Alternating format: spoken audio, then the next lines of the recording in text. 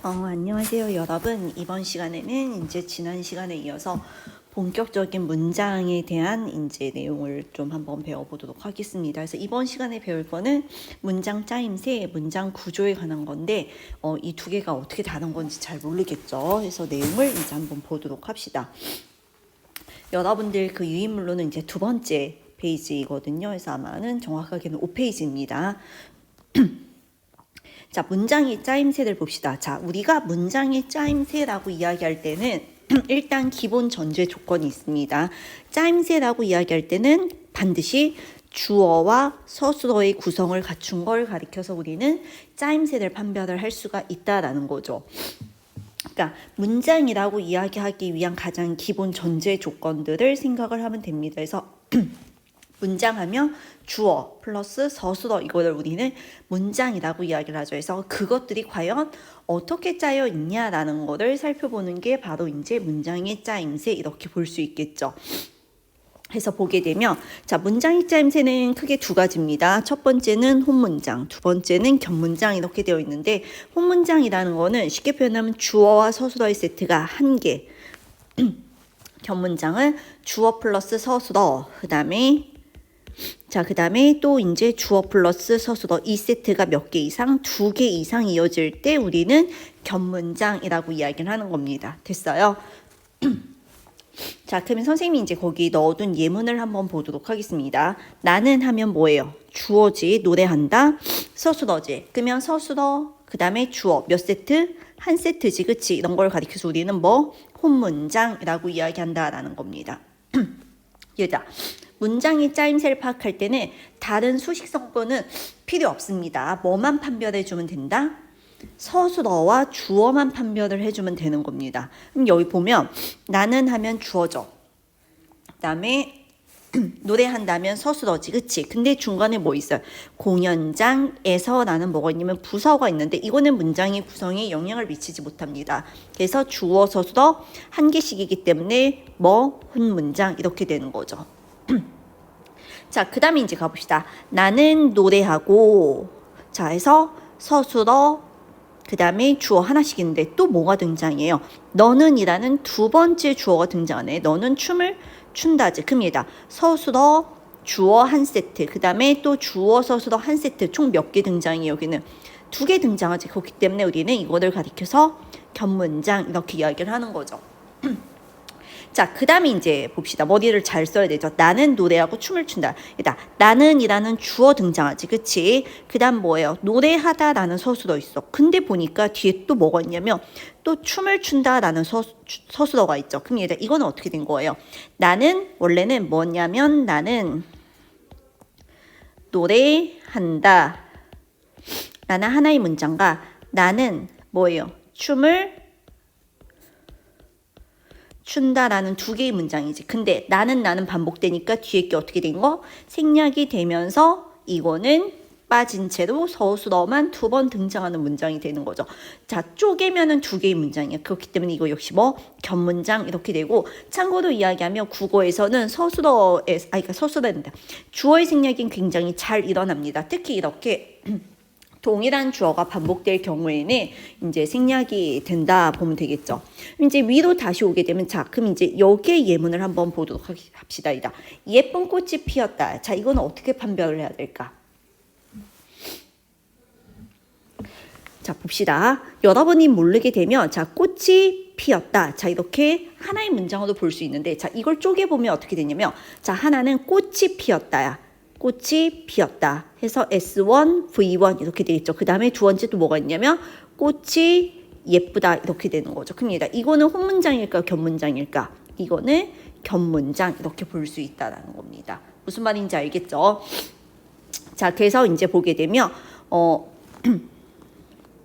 문장의 짜임새에는 주어와 서술어만이 영향을 미친다라는 건데, 일단은 분석을 해봐야 되는 거죠, 여러분들이. 어떻게 되는 건지 알겠어요? 자, 그럼 이제 이렇게 볼 수 있고, 자, 크게 혼문장과 겹문장을 봤고, 자, 그 다음에 이제 두 번째로 이어서 뭘 볼 거냐면 겹문장을 좀 보도록 하겠습니다. 겹문장의 기본 전제 조건은 뭐예요? S1, 그 다음에 V1, 또 S2, V2 해가지고 어떻게 되는 거예요?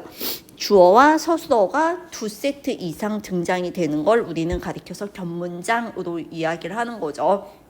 근데 자, 여기에는 두 개의 문장이 등장을 하는데 나타나는 방식의 차이가 있습니다. 자, 하나는 이어진 문장이라고 해가지고 주어 서술어 그다음에 주어 서술어가 자, 컴마로 연결되는 문장이 있는 반면에 하나는 전체의 주어와 전체의 서술어 사이를 비집고 S2, V2가 들어가는 즉 사이를 비집고 들어가는 요걸 가리켜서 우리는 뭐 아는 문장 이렇게 이야기를 하는 거죠. 원래 엄밀하게 말하면 사실 여기 S1, V1이 요게 아는 문장이 되고 요거는 원래는 뭐가 돼야 되는 거냐면 안긴 문장이 돼야 되는데 그렇게 하지 않고 그냥 요거를 그냥 아는 문장이라고 이야기를 합니다. 자, 그럼 이제 간단한 내용부터 좀 한번 보도록 하겠습니다. 자, 보면 자, 이어진 문장이죠. 이어진 문장은 자, 두 가지가 있는데 하나는 대등적으로 이어지냐 하나는 종속적으로 이어지냐라는 건데 대등이냐 종속이냐는 뭘 갖다 판별하는 거냐면 이거는 의미 관계를 놓고 이야기를 하는 겁니다. 자, 얘를 먼저 보도록 하겠습니다. 나는 짜장면을 먹고 그다음에 너는 짬뽕을 먹는다. 이거는 그냥 둘의 의미 관계가 대등이라는 건데 대등이라는 거는 쉽게 표현하면 서로 반대로 이야기하면 종속되어 있지 않다라는 겁니다. 종속되어 있지 않다, 즉 뭐가 아니다? 원인과 결과의 관계도 얽혀 있지 않다라는 겁니다. 그렇기 때문에 이 둘의 문장의 순서를 뭐 할 수 있냐면 바꿀 수 있습니다. 그래서 너는 짬뽕을 먹고 나는 짜장면을 먹는다. 말 돼요, 안 돼요? 되지. 그러면 뭐 대등적으로 이어진 문장 이렇게 볼 수 있는데 자, 종속적으로 이어진 문장 한번 보도록 합시다. 선생님이 지금 비염이 너무 심해서 계속 막 코를 훌쩍거리는데 좀 미안합니다. 자, 보면 이다. 나는 자장면을 먹으면 체한다. 이 문장은 어떻게 되는 거예요? 나는 자장면을 먹는다.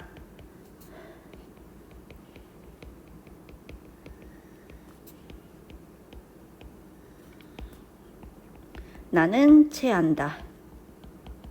요 두 개의 문장이 연결이 된 거지, 그치? 근데 보게 되면 나는 반복되니까 하나가 생략이 된 형태 이렇게 볼 수 있는데 자, 보게 되면 보세요. 이다. 어미가 뭐가 붙었냐면 먹으면이야. 먹으면 체한다지.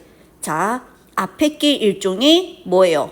조건, 뭐 사실 원인이라고 봐도 문제는 없긴 한데 엄밀히 말하면 이제 뭐 문법에선 조건이라고 말을 하고 앞에 게 배경이 된다는 거죠. 그 다음에 이제 체했다라는 건데 이 문장의 순서 나는 체하면 자장면을 먹는다. 말 돼야 안 돼요? 안 되지. 이거는 문장의 순서를 바꿀 수가 없습니다. 그럼 밑에 거 뭐 먹고서야. 자, 나는 자장면을 먹고서 체했다. 즉 뭐예요? 역시 앞에 게 원인이 되는 거지. 그럼 바꾼다 못 바꾼다? 못 바꾼다라는 겁니다. 즉 여기에서는 굉장히 중요한 게 뭐냐면 연결 어미에 따라서 의미 관계가 달라지기 때문에 즉 종속적으로 이어진 문장에서는 뭐를 바꿀 수 없다? 절대로 순서를 바꿀 수가 없다. 즉 그래서 대등적으로 이어졌냐 종속적으로 이어졌냐라는 거를 의미 관계도 파악할 수도 있지만 여러분들이 실제로 뭐 수능 문제나 이런 문제를 푸는 상황에서 판단하는 굉장히 빠른 기준은 뭐냐면 앞뒤의 문장의 순서가 교체가 가능하냐 가능하지 않냐 요거를 갖다가 판별해주면 사실 굉장히 빠릅니다. 문장의 순서를 바꿀 수 있다라는 거는 대등적으로 이어진 문장이고 바꿀 수 없다라는 거는 뭐다? 종속적으로 이어진 문장 이렇게 볼 수 있다라는 거죠. 자, 여기까지는 이해 잘 되죠? 자, 그러면 우리가 이제 다시 뭘로 가보냐면 자, 아는 문장으로 가보도록 하겠습니다. 얘다. 아는 문장이 뭐였어요? 아는 문장. 아는 문장은 자, S1, V1 크게 있으면은 그 사이를 비집고 뭐예요? S2, V2 이렇게 들어가는 문장의 구조를 가리켜서 우리는 아는 문장이라고 이야기했는데 자, 아는 문장에서는 자, 요게 지금 요게 바로 뭐가 되는 거냐면 요게 아는 문장이 되는 거죠. 아는 문장. 자, 요게 아는 문장이 되는 건데 얘다 한번 봅시다. 아는 문장이 뭐가 있대요? 지금 보게 되면 명사절, 서술절, 관용절, 부사절, 인용절이야. 그러면 다시 이야기하면 무슨 말이 되겠어요? 즉, 요 아는 문장, 요 내용들이 결국에는 무슨 역할을 한다는 거예요? 요 절, 지금 주어와 서술어의 구조를 갖췄으니까 이거를 절이라고 이야기하지. 이 절 자체가 문장 안에서 명사의 역할도 하고 서술어의 역할도 하고 그다음에 관형어의 역할도 하고 부사어의 역할도 하고 인용의 역할도 한다라는 말이 되는 겁니다. 무슨 말인지 알겠죠? 그러니까 쉽게 표현하면 나는 밥을 먹는다 할 때 밥이라는 명사의 역할을 단순히 명사가 하는 게 단어 체언 하나가 하는 게 아니라 주어와 서술어의 구성을 갖춘 것 통째로 명사의 역할을 해준다라는 거죠. 됐어요? 그래서 이제 보게 되면 자 봅시다. 즉, 요 사이를 비집고 지금 들어왔죠. 예문 먼저 보도록 합시다. 나는 알았다야. 나는 알았다지. 뭘 알았어요? 떡볶이가 맛있다는 것을 알았다. 이렇게 되는 거지. 그러면 보게 되면 여기 또 어떻게 돼요? 떡볶이가 맛있다. 이렇게 되는 거지. 요 절이 지금 뭐예요? 요 안에 안겨 있는 거지. 그러면서 것이 붙으면서 요 통째가 무슨 역할을 하고 있다? 지금 명사의 역할을 하고 있는 겁니다. 얘가 명사의 역할을 한다라는 걸 어떻게 알아요? 지금 여기 보게 되면 잘 안 보이는데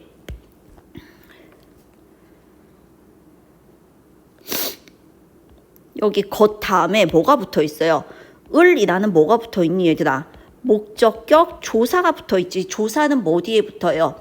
체언 다음에 조사가 붙지. 체언에 뭐 있어요? 명사, 대명사, 수사 이렇게 있지. 그치? 그러니까 지금 여기서는 이 조사가 붙었다라는 거는 떡볶이가 맛있다는 것 자체가 무슨 역할을 한다? 체언, 명사의 역할을 한다라는 거죠. 그래서 다시 정리하면 여기서의 절 자체가 절이라는 거는 주어와 서술어 자체가 명사의 역할을 해줬다라는 겁니다. 무슨 말인지 이해돼요? 자, 그 다음에 이제 두 번째 가보면 서술절이야. 그럼 얘다 여기도 마찬가지로 절 자체가 뭐의 역할을 한다라는 거예요? 서술어의 역할을 한다라는 거지. 서술어의 역할을 하는 거니까 즉 무슨 역할을 하는 거예요? 주어를 풀이해주는 기능을 담당을 하겠지. 자, 그래서 보게 되면 전체의 주어가 있고 그 다음에 어떻게 되냐면 여기에 보게 되면 잘못 썼다. 절의 서술절의 주어와 서술절에 또 서술어가 있어서 요거 통째가 지금 뭐의 역할을 한다는 거예요? 요 통째가 바로 뭐 V1의 역할을 하는 거지. 요거 전체가 무슨 말인지 이해돼요? 그래서 절 자체가 S1에 대한 서술어의 역할을 하는 겁니다. 그럼 이제 문장 한번 보도록 합시다. 자, 떡볶이는 하면 뭐예요? 주어지, 그치? 주어 다음에 뭐 나와야 돼요? 서술어 나와야 되지. 서술어 자리에 지금 보게 된 뭐가 있어요? 맛이 맵다라는 뭐 있니? 절 있지, 그치? 그래서 요 절 자체, 즉 S2, V2 요거 자체가 전체 서술어의 역할을 하는 겁니다. 됐어요? 자, 근데 선생님이 여기 컨퍼런스에 조그만하게 적어줬는데 사실 이거는 학계에서는 굉장히 이제 좀 이견이 많은 겁니다. 왜냐하면 이거를 자 견해를 서술절로 보는 이거 다른 색으로 써주도록 하겠습니다. 그냥 이거는 듣고 넘기도록 하세요. 자, 왜 그러냐면 얘다 이거를 가리켜서 서술절로 보는 경우도 있습니다. 서술절로 보는 경우도 있는데 경우에 따라서는 이걸 뭘로 처리하는 학자들도 있냐면 이중 주어로 처리를 하는 학자들도 있습니다. 왜 그러냐면 얘다 지워봅시다. 자, 어떻게 돼요? 떡볶이는 맛이 맵다. 이게 뭐예요? 요게 서술어도 보고 앞에 거 떡볶이는 요것도 주어, 맛이 요것도 주어. 그래서 두 개의 주어가 있다라고 해서 이중 주어도 보는 견해. 거의 이거는 사실 되게 비등비등합니다. 50대 50인데 학교 문법에는 결국에 뭐가 이겼냐? 서술절로 보는 걸로 채택을 하자라고 해서 이게 이겼는데 예전에 수능에 요걸 이중 주어로도 볼 수 있다라는 견해가 한번 출제가 됐던 적은 있었습니다. 무슨 말인지 알죠? 자, 그 다음에 이제 또 가보면, 자, 관형절, 부사절 한번 보도록 합시다. 자, 보게 되면 선생님이 여기 위에 이제 적어 놨는데, 자, 전성어미 이렇게 나와 있는데, 요 위에 그냥 지우도록 합시다.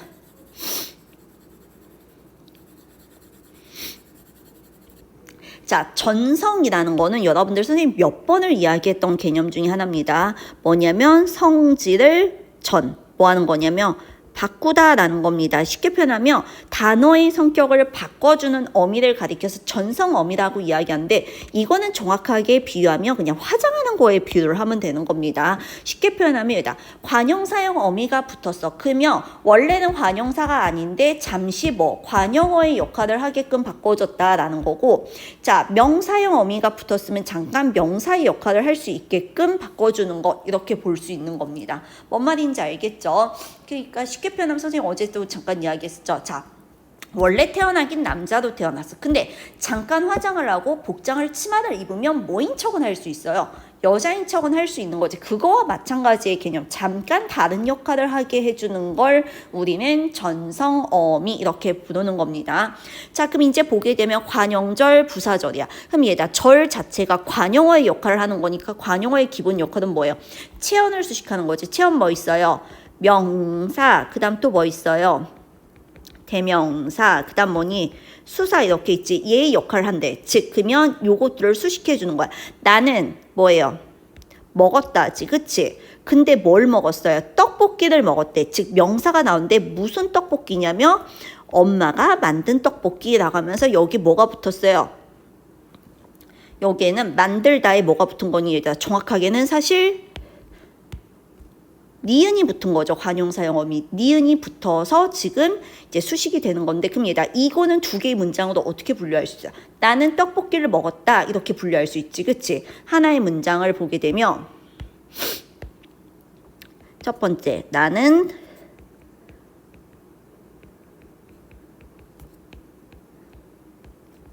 먹었다 이고, 두 번째 또 문장은 뭐예요? 엄마가 뭐를? 떡볶이를 만들다. 이 두 개의 문장이 결합을 한 겁니다. 그래서 떡볶이 겹치니까 하나만 등장을 하는 거지. 그래서 지금 보게 되면 하나의 문장, 두 개의 문장이 결합이 되는데 엄마가 만든 이라는 게 안긴 형태로, 즉 떡볶이를 수식하는 형태로 안겼기 때문에 우리는 이거를 관용절이라고 이야기를 하는 거죠. 그래서 엄마가 만들다 라고 해가지고 또 뭐도 볼 수 있어요?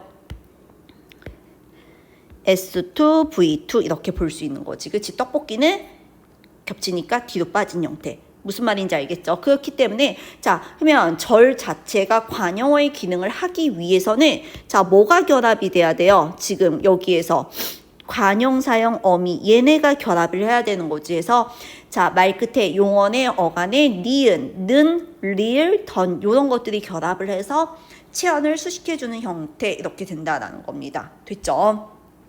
자, 그 다음에 이제 두 번째 가보게 되면 두 번째는 뭐냐면 이제 부사절이야. 얘다 부사어의 기능이 뭐였어? 지난 시간에 배웠던 게 용언을 수식하는 거였지. 즉 뭐냐면 동사와 형용사를 수식하는 거야. 봅시다. 자, 보게 되면 자, 그러면 이제 용언의 역할을 하기 위해서는 용언이 아닌 것에 역시 뭐가 결합이 돼야 되는 거예요? 부사형 어미 이런 것들이 결합이 돼서 부사어의 역할을 하게 해야 되는 거죠. 자 여기서 헷갈리지 마세요. 나는 떡볶이를 좋아한다. 그치? 그럼 이 달리가 뭘 수식한다는 거야? 요걸 수식하는 거지. 좋아한다를 수식하는 거지. 그러면 얘다 나는 떡볶이를 좋아한다 라는 하나의 문장과 그 다음에 또 뭐가 있는 거예요?